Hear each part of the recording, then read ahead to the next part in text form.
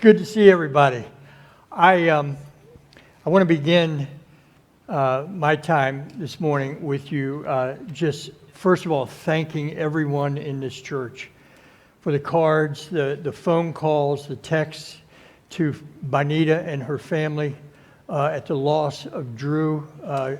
He fought an incredible fight, and we lost him at just after 6 p.m. on Friday evening.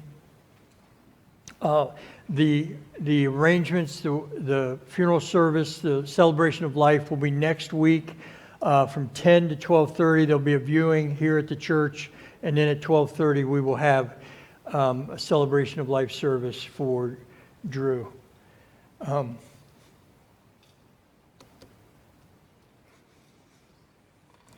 Thank you, everybody, on behalf of the family. And if you get a chance through this week, or if you are able to come to the service, I know that your love will be extended to Bonita and the rest of her family, as it always has been. Thank you so much. I want to, one other piece about that. I apologize. We are starting a Drew Rayburn Memorial Fund. And that'll be online in a day or so. You will get an email from us letting you know where that link is. We have had some donations of actual money, physical money that has come in over the last week, and Mary Wheeler has been a part of that, the collection of that. That will all go together into this fund, and it will be then given to Bonita and the family beyond that. So if you would like to give, just be looking for that email. You received, when you came in, as Jen mentioned, you received this stewardship card. We are in the middle of a stewardship campaign, and this card that you received, what I'm asking you to do is take this with you today, pray about your involvement here at Tip City Church, and kind of project out as you think and as you pray about it, what God is calling you to give financially to the ministries of this church. We are so thankful for all of the faithful giving. It's just overwhelming and incredible. This is a card that on the one side you would put your name so that we know who you are, and if you have any kind of financial commitments that you want to make us aware of, you could put on this side. On the other side of the card, I want your eyes to kind of drop down to the rally the troops piece, and then beyond that. They asked me to put together this section of this card. And I thought long and hard about the sentence so I want to read that to you. God has positioned us at a unique place in time as a church. What are your hopes for our future as a church? And I would like you to take time. Often we have used this in years past for you to indicate what area of serving or what area of learning that you want to kind of pursue in the coming year. We're not doing that this year. Not that those aren't important. Those are very important. Your serving and your learning is incredibly important. But we're at a very important moment in the life of this church. Things are new, and I'd like to hear your words. So I've given you only 6 lines, but if you want to add paper to that or send me, I will read every single one of these. And they'll copy them off, and I'll just get this side because I don't want to know what it is that you give, but I want to know what you have to say. And so thank you. This year has been just an incredible year of coming out of a global pandemic, and I asked different ministries to put together. So what have we done this year? What are some of the things that we've done? And the list is way too long to list. 58 care packages, 36 of them went out this time, and then some in the spring. There was a women's retreat the bazaar that we had last year. We've given away 49 prayer shawls. And on November 20th, 2 weeks from today, we're going to pray over the next grouping of prayer shawls that we get a chance to give away. So I hope you're here for that we can pray over those. We had just an incredible Mum Festival, Vacation Bible School. We had our second annual GIC Global Mission, and we had a 5K run for missions during that time. We did that shipping container. That was a small little thing. No, it wasn't, and it has made it to Haiti, 2 trips to Kentucky, and this coming year, I am flabbergasted at some of the things I hear coming down the pike. So I am so excited about being a part of this church. I could stop preaching right now. No, that's not my job. I will keep preaching. So take that card with you, and then bring it back at the end of the service next week. We will have a chance to turn those in. Last week, in talking about this series called Rallying the Troops, I started with the word inspiration. Inspiration is the spark. It is the spark that a leader needs and receives to heed the call in their life. Every one of us is a leader somewhere. And there comes that moment of spark in their life to do something beyond themselves, to not just care about their needs and take care of their needs, but to do something beyond themselves. It's that moment that a person says, this I must do with my life. It is, and when a person makes that choice, it is full of learning moments for the leader. It is full of honest conversations with other people, with God, with themselves. And inspiration sets the stage for receiving your marching orders, the thing you're supposed to do with the next chapter of your life. It comes through inspiration. It may be a line in a book. It may be a sermon. It may be something you heard on the radio. It could come from anywhere. But when inspiration comes, it's the spark. We are looking at the 37th chapter of the book of Ezekiel and the vision that he had called the Valley Full of Dry Bones. And the first couple of verses of this vision leads us to the moment that God says to Ezekiel, says in verse 4, then he said to me, meaning God said to Ezekiel, prophesy to these bones. God spoke to him and said, do this. And God said, if you will do that, then here's what I will do. And verses 4, 5, and 6 begin to talk about, of this story, lays out what God said that he would do if Ezekiel would simply prophesy. But then comes a moment of truth in the story. The proverbial place where the rubber meets the road and where inspiration turns into actual work to be done. I've called this sermon Caring for the Troops. Because a person can say they have been called. We can all say, I've been called to do this. You know that's a word that I use around here a lot, and we use oftentimes to describe that moment of propelling us to do something. I feel like I'm being called. A person can say they are called or inspired to do something all day long. We can say that all day long. But if they don't actually get in there and do it,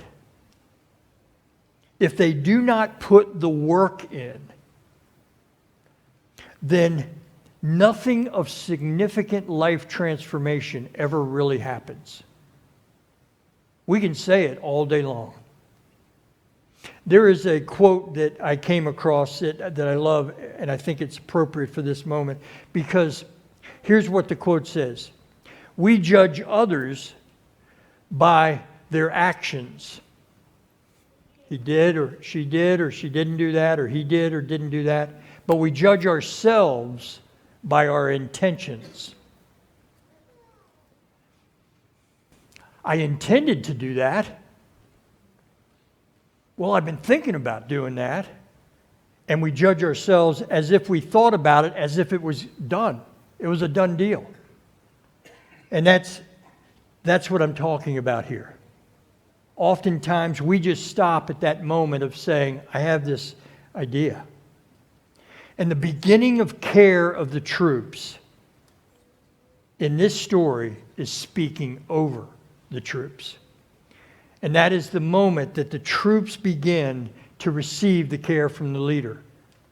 When the leader opens their mouth. When George Washington, as I shared last week, when George Washington began to speak over that ragtag group of men in July of 1775 outside of Cambridge, Massachusetts, before the war began, they most certainly did not see themselves as an army, much less an army that was going to win. That army only existed in the heart and mind of George Washington.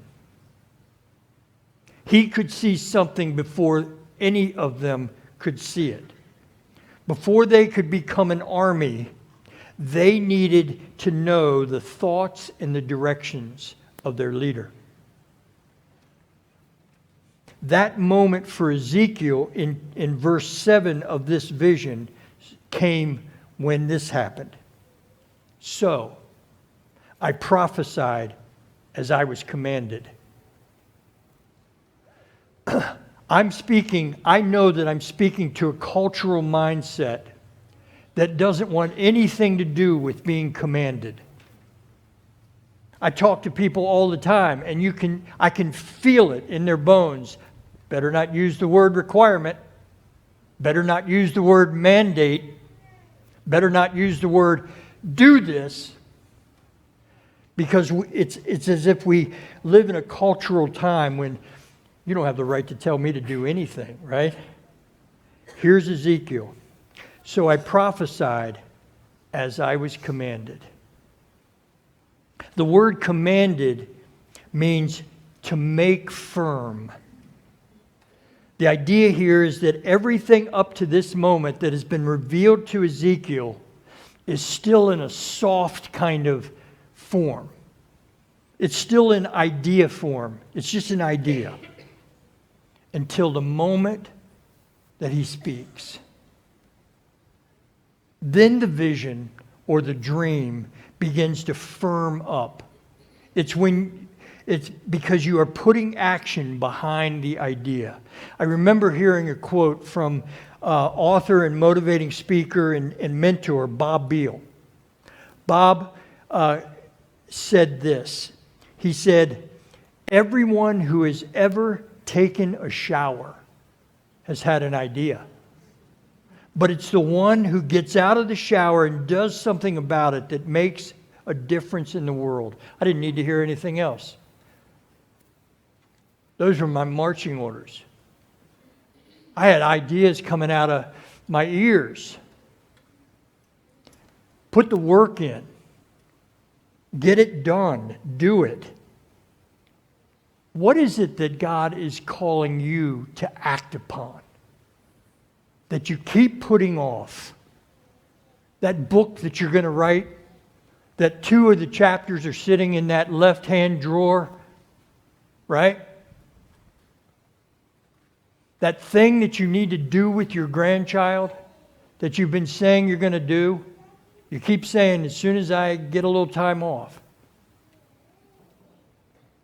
As soon as you speak, you will then begin to be introduced to the second element of this idea of caring for the troops, which is the growth of care. The care of any group, any team, any organization happens as the leader keeps his or her eye on making an accurate assessment of the health of the troops. When you stop and you look around and you go, how's my family really doing? How's this person in my life really doing? How's our church really doing? Ezekiel's vision says this. It says it this way. And as I was prophesying or speaking, as I was prophesying, there was a noise, a rattling sound. And the bones came together, bone to bone. I looked, and tendons and flesh appeared on them, and skin covered them, but there was no breath in them. As soon as he started speaking, something began to happen. There was noise. There was a rattling. Connections started being made. The valley got quite busy during that time. That's a good thing. However, there are a whole lot of churches, many churches that I've witnessed. Someone starts casting vision, and there's all kinds of commotion. Suddenly there's all kinds of activity, all kinds of stuff, things are happening. Activities is a good sign. But activities can also bring chaos. And there's an interesting thing about chaos. A lot of unhealthy behaviors, difficult, unhealthy behaviors and lifestyles can hide behind the activity of a group of people, an organization. And when you begin to pull the chaos out and get it out of the way, then you can begin to see the unhealth of a lifestyle or a behavior in a person or a group of people. Activity is a good sign. I've heard this statement throughout in our church. I've heard it in other churches when people are responding to just good activity. A lot of good things happening. I've heard this statement. I love to hear the sound of crying babies in the worship service around the church. Have you ever heard that statement? Love to hear those kinds of statements. Another one is, I couldn't find a parking spot. Somehow that's a good thing in a church, and people like that because it gives us a sense of activity. I have double booked rooms in the church. We've got to get better at that, because there's so many people want to use the particular rooms that we have in the church. Could we get some more people to set up chairs? I've heard that statement, and that all of that is signs of activity, and activity is important and is certainly a sign of health. But Ezekiel's words in verses 7 and 8 end with this statement, but there was no breath in them. There's all this commotion, but there was no breath in them. What does that statement mean? What does that statement mean?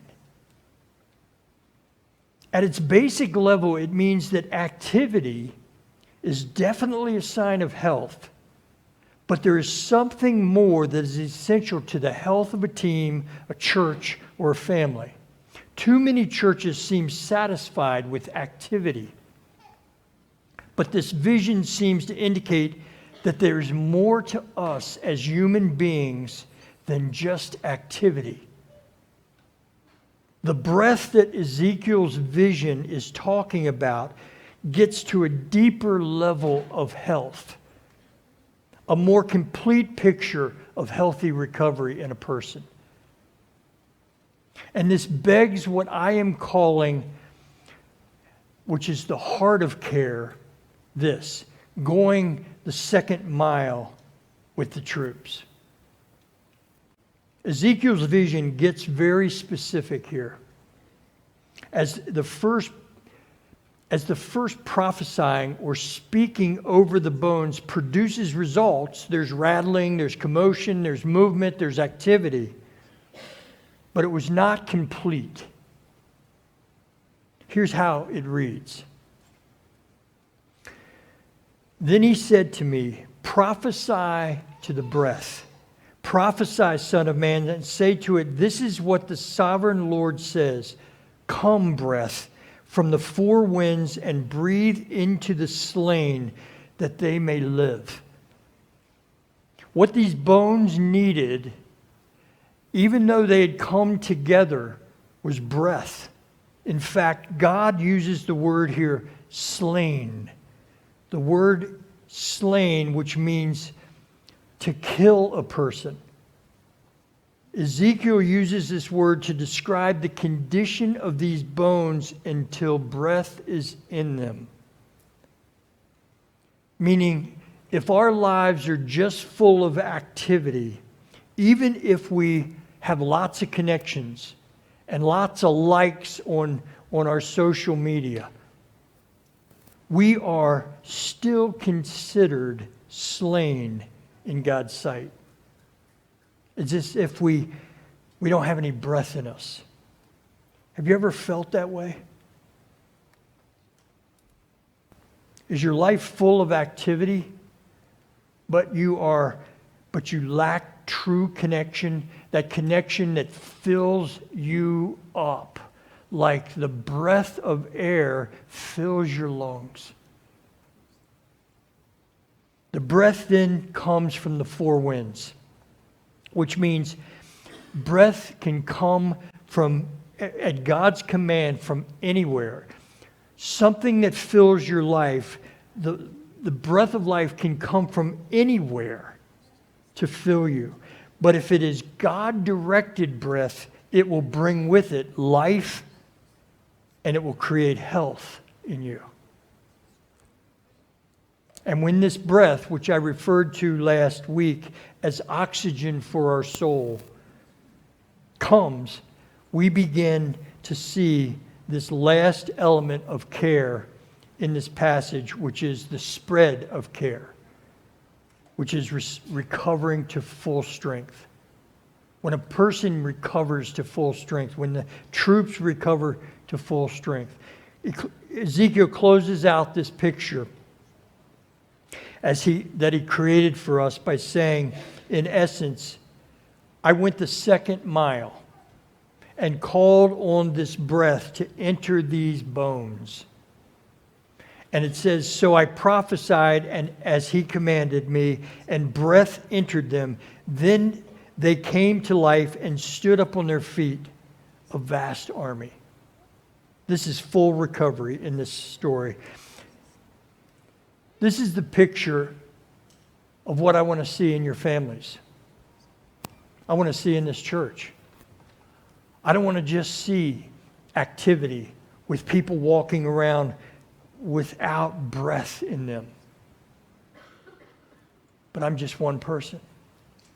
What I'm looking for is for it to be just this vast army that says, is everybody in my unit breathing? Is everybody growing and leaning into what God's next thing is for them? To close out this message, I have invited Chaplain Major Tom Fuzzle to come and join me up on the stage. So would you give him a hand?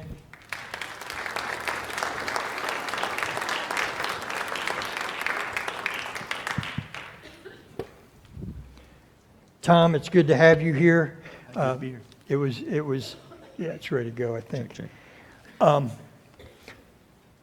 Tom and his family, Anna and Eli and Seth, started coming here about a little over a year ago. That's about right. About right. And so maybe introduce yourself. Tell us a little bit about your family, and then we'll go from there. Okay. I'm a chaplain out at Wright-Patterson Air Force Base, and one of several. My wife and I have been married for 22 years, and I've got two sons, Eli and Seth, here with me today. Eli is 18, and Seth is 16. And we're enjoying our time here at Wright Pat. Tell us, kind of chaplain in the Air Force, and you're an elder in the United Methodist Church. That's true. And how did you get into chaplaincy, and where has God and the military taken you? Well, that's a long story. I don't know if we have that kind of time. But I was a pastor before I got into the military for 6 years. I was in the reserve for 2 of those years, attached to Tyndall Air Force Base in Panama City, Florida, suffering for Jesus down there. Yeah, it's not that bad.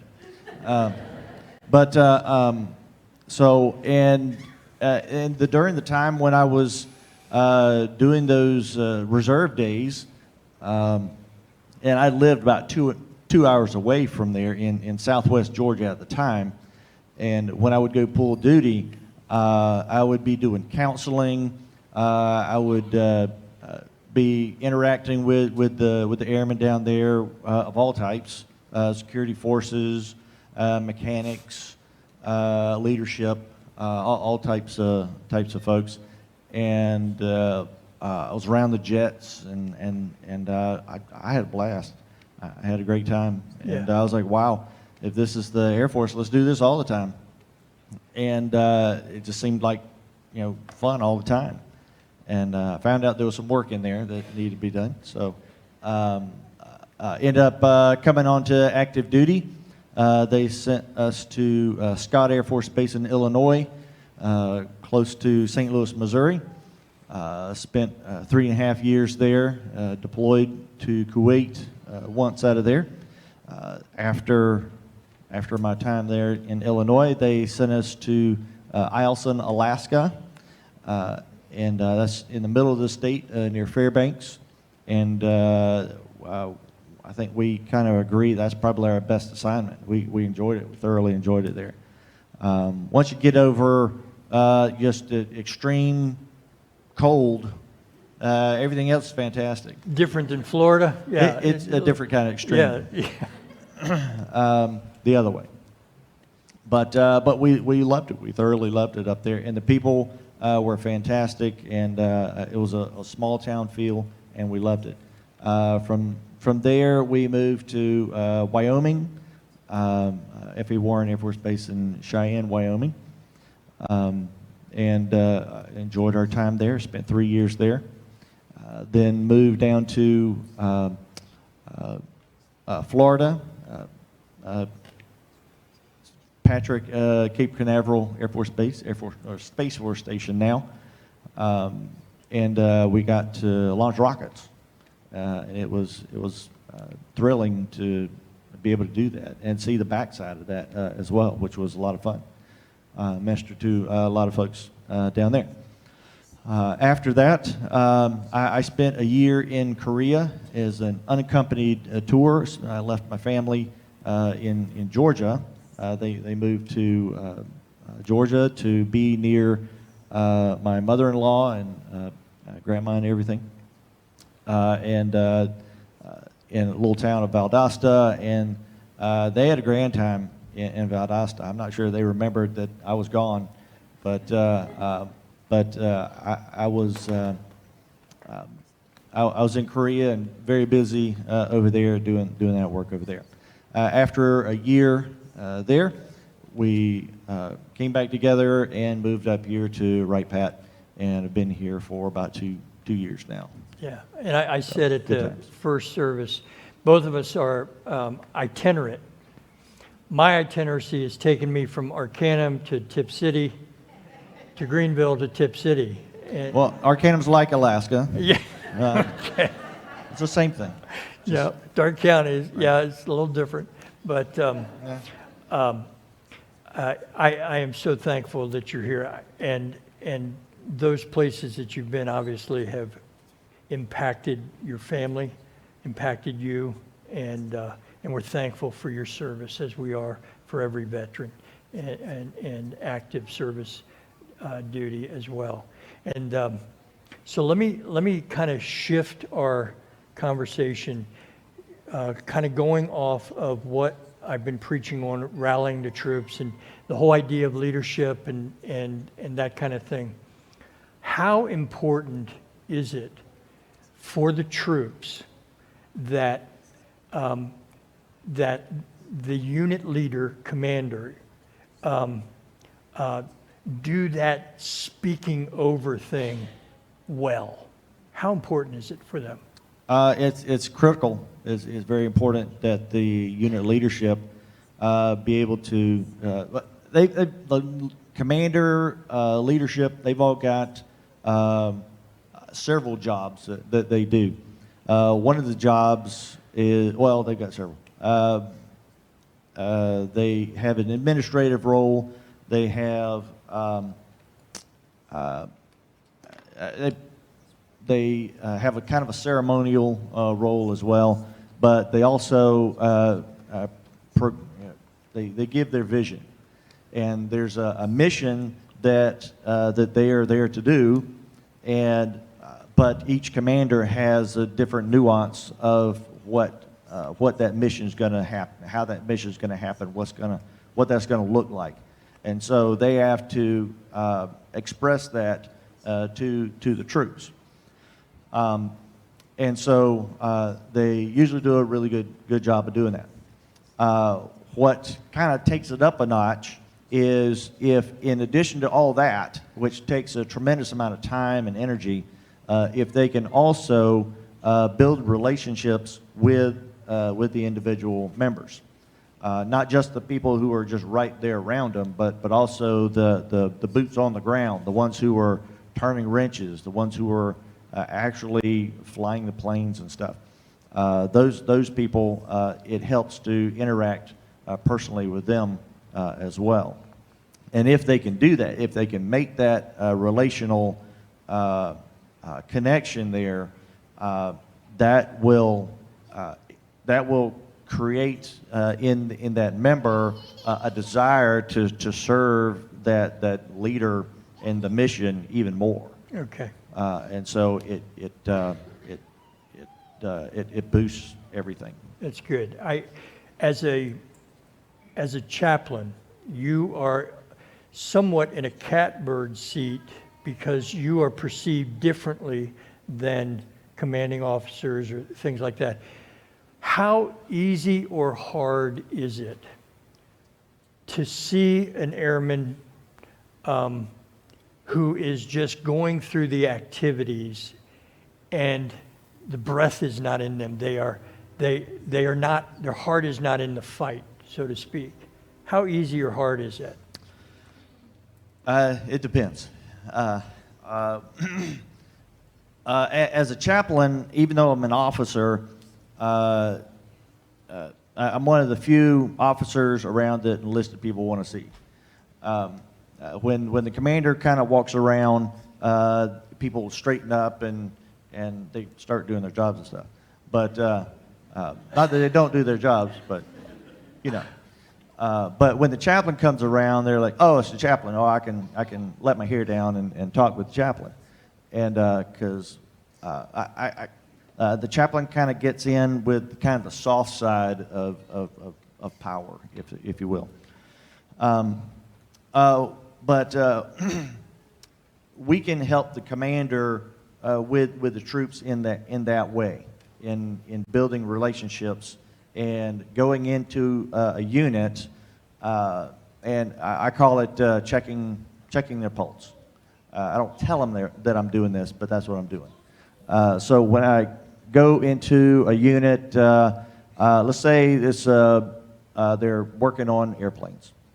You go into there and just go up and start speaking to folks, and if I've been doing my job, I've got some sort of relationship with these people already, and I can talk to them and ask them, "Hey, how you doing? How's your football team? How's this, that, and that?" And it's just superficial stuff, but it is a significant amount of time that I'll walk into a unit and somebody comes up and says, "Hey, chaplain, you got a minute?" And whatever it is, that person's world is just falling apart. And they are bursting at the seams to talk to somebody about this, whatever it is that's on their heart. And I've got no idea. But it's times like that that well, it makes me feel useful, but it also gives me a place where I can speak into people's hearts and people's lives and bring them to where I am, or bring them along in the mission, or whatever it is, help them along in what they're doing. Yeah. The idea of being a chaplain in those moments for servicemen and women is incredibly important. What is second mile? When I spoke about going the second mile with the troops, what is an airman need in terms of second mile giving, Right. when they don't know how to ask for it? So I kind of interpret that to mean for a leader, for a chaplain, for anybody, really, do you love what I love? Do you love who I love? I'll give you a couple examples. We had there was an airman that in one of the units that had a family member die recently, and they didn't know what to do. They were just upset and stuff. Well, the leadership, the commander, the senior enlisted leader, myself, and the first sergeant were able to come and surround this person and basically tell them, look, what is it that you need right now? And she was able to express, if I had some time off,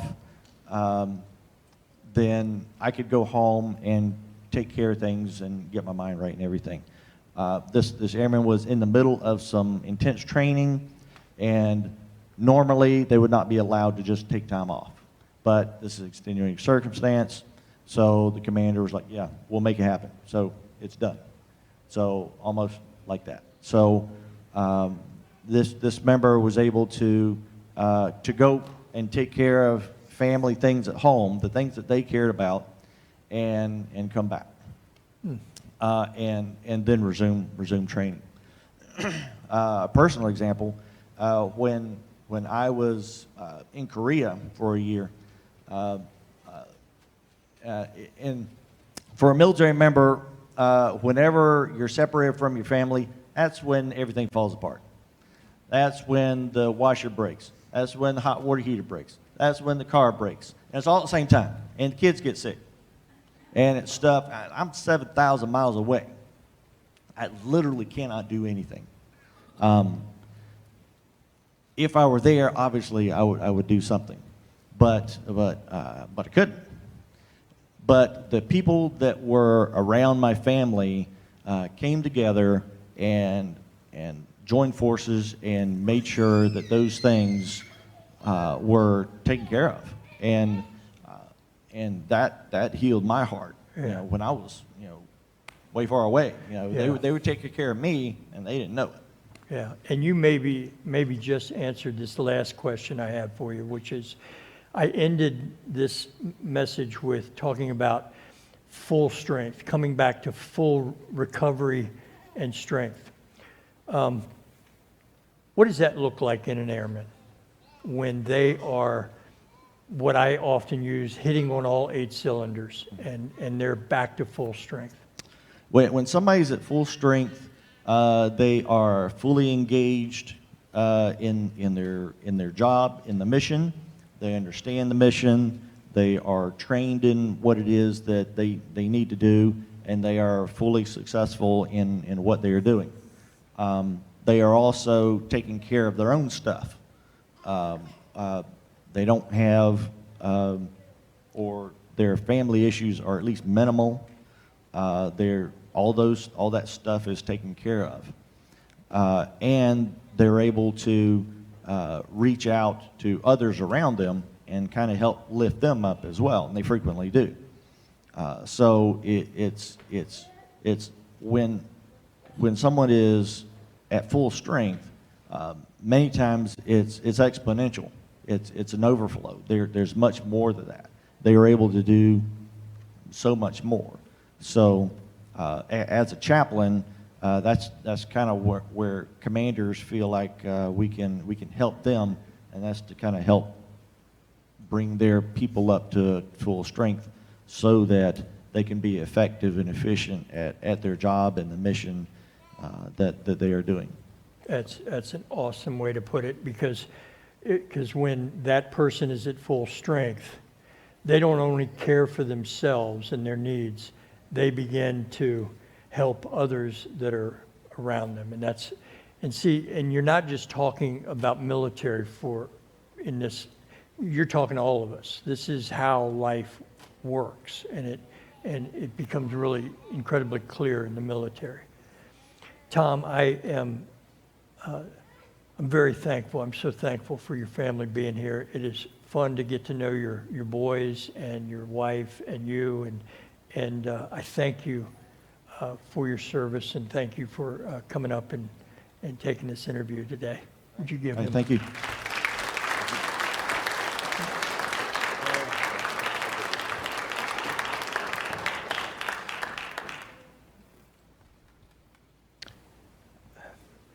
When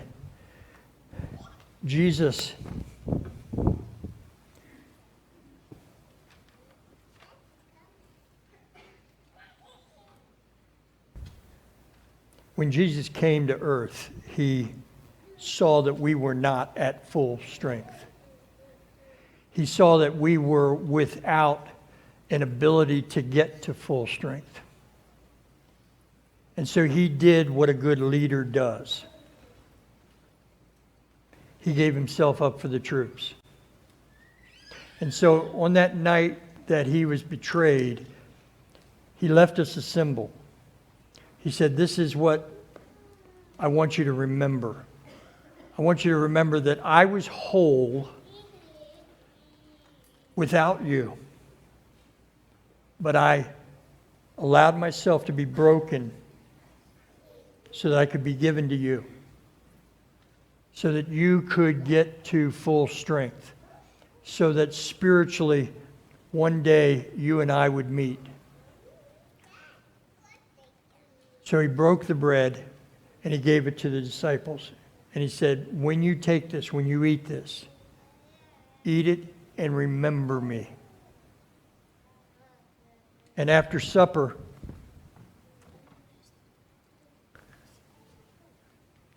he took the cup.